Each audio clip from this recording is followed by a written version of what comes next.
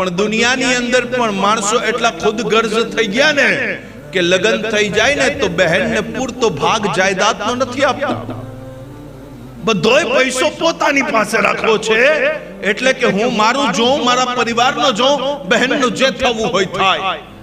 આવા ખુદ ગર્જીના સમયની અંદર મુહર્રમ સમજવી મુશ્કેલ છે, એટલે કે ખુદ માટે નહીં, નાના જાનની ઉમ્મત માટે કુરબાની એવી દીધી ને કે નાના જાનની ઉમ્મતનો ઈમાન સલામત રહે. એટલે ઇમામ હુસૈને પોતાના સાથીઓને પણ અલ્લાહની રાહમાં કુરબાન કરવાથી પાછળ કદમ નથી હટાવ્યું.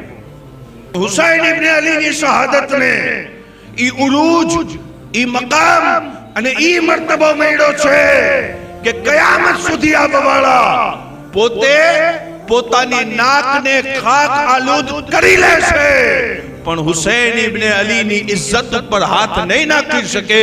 એટલે કે એમની ઇજ્જત ના માણસોએ વધાવી છે, ના કોઈ હુકુમતે વધાવી છે. એમની ઇજ્જત વધાવવા વાળી ઝાત અલ્લાહ રબ્બુલ ઇજ્જતની છે.